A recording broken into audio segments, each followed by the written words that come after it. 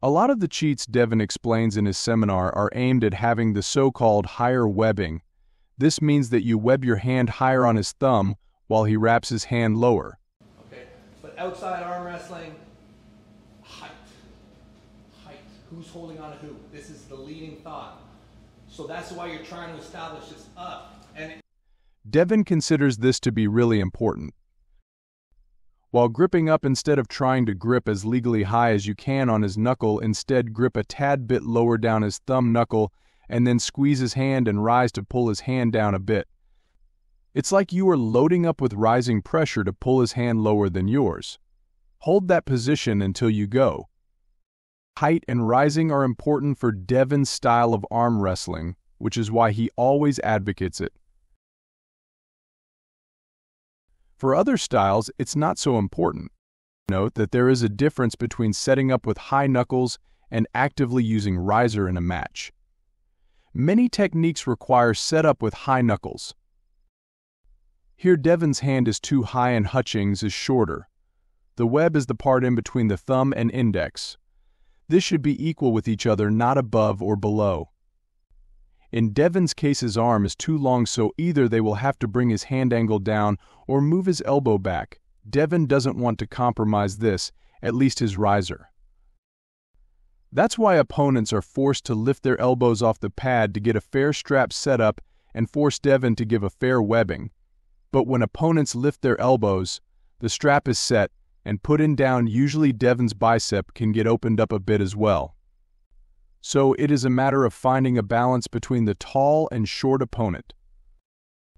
An experienced puller can manipulate in the setup so subtly that the referees won't even notice it, yet the opponent will be alarmed at how little they are able to get compared to their opponent.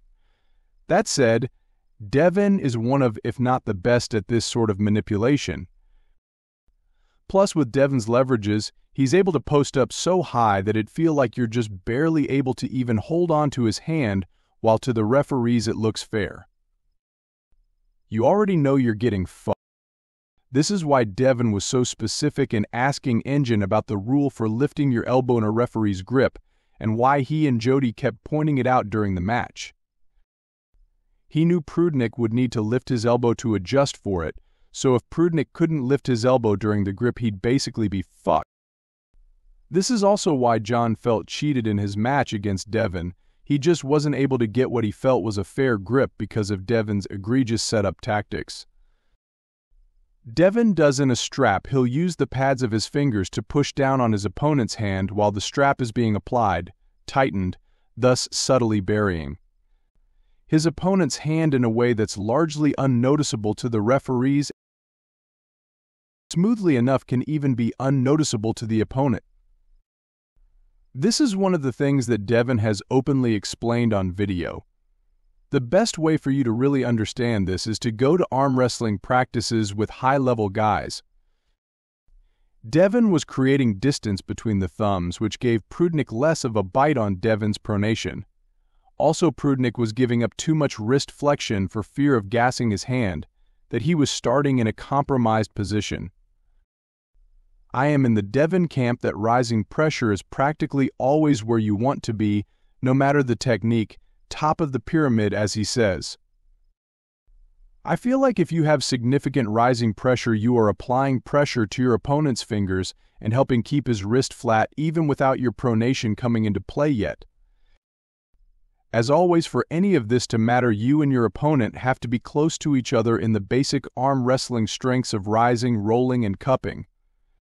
Pronation is very vulnerable when you're posting straight up, because the other guy's fingers have a much easier time containing and setting up the hook. The end fingers especially, basically it makes ulnar chopping much easier since you can grip slightly low and have no obstruction on your cupping.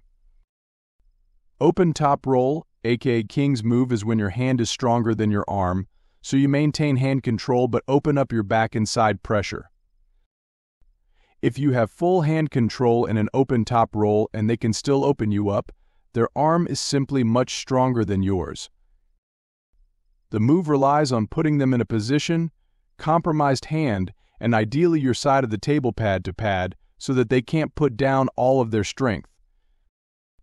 If you have hand control and they are stretched over the table and they can still pin you, there is either something you're doing very wrong or a raw strength difference you can't overcome in this position. You end up losing easier because it's a losing position. There's no reason to go into an open top roll unless you're forced there. It's an inherently weaker position done as a last resort, and that's why it's also called a desperation move. Devon is good at those positions because he has held thousands of weaker opponents in those positions for many hours through years of practice. Longer arms are harder to set up because we have to either dump our riser or push our elbow to the center of the pad. Either way, this gives the opponent with shorter levers a posting, knuckles up setup. And with a high knuckle setup, you can posting top roll or sink a hook by shooting forward. Posting top roll is the best way to beat someone else's top roll, but makes you susceptible to someone trying to hook you low, attacking the back on your wrist more so than the back on your hand.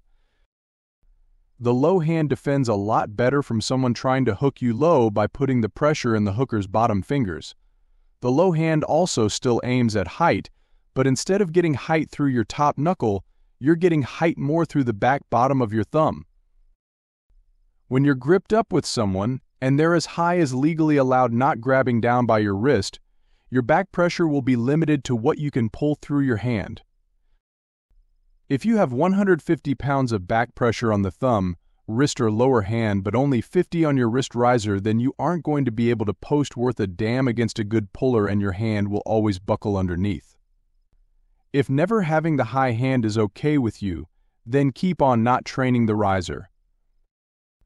It's not just keeping your knuckles high in the setup, it's also being able to rise, climb, keep, or even change your grip height, your knuckle angle and hand angles, and have a much more direct vector into someone's fingers, and even over their hand, combined with strong cup and back pressure during the match.